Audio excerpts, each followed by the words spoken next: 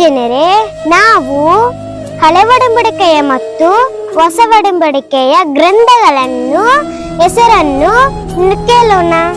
ಹಳೆಯ ಒಡಂಬಡಿಕೆಯ ಪುಸ್ತಕಗಳು: ಆದಿಕಾಂಡ, ವಿಮೋಚನ ಕಾಂಡ, ಯಾಜಕಾಂಡ, ಅರಣ್ಯಕಾಂಡ, ಧರ್ಮೋಪದೇಶ ಕಾಂಡ, ಯೆಹೋಶುವನು, ನ್ಯಾಯಸ್ಥಾಪಕರು, ರೂತಲು, 1ನೇ ಸಮುವೇಲನು, 2ನೇ ಸಮುವೇಲನು, 1ನೇ ಅರಸಗಳು, 2ನೇ ಅರಸಗಳು, 1ನೇ ಪೂರ್ವಕಾಲವೃತ್ತಾಂತ, 2ನೇ ಪೂರ್ವಕಾಲವೃತ್ತಾಂತ, ಎಜ್ರನು, ನೆಹೆಮೀಯನು, ಎಸ್ತೇರಳು, ಯೋಬನು, ಕೀರ್ತನೆಗಳು, ಜ್ಞಾನೋಕ್ತಿಗಳು, ಪ್ರಸಂಗಿ, ಪರಮಗೀತ, ಯೆಶಾಯನು, ಯೆರೆಮೀಯನು, ಪರಲಾಪಗಳು, ಎಜ್ಕೇಲನು, ದಾನಿಯೇಲನು, ಹೋಶೇಯನು, ಯೋವೇಲನು, ಆಮೋಸನು, ಓಬದ್ಯನು, ಯೋನನು, ಮೀಕನು, ನಹೂಮನು, ಹಬಕ್ಕೂಕನು, ಜೆಫೆಲನು, ಹಗ್ಗಾಯನು, ಜಕರ್ಯನು, ಮಲಾಕಿಯನು.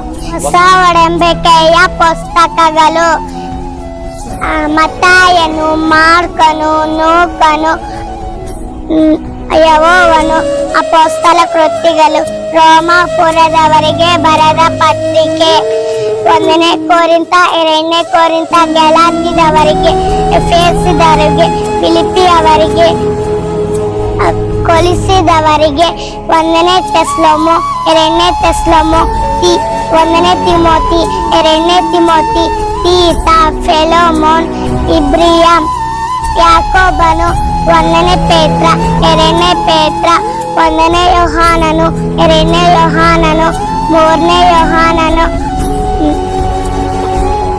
ಯೂದನು, ಪ್ರಕಟಣೆ. ಆಮೆನ್.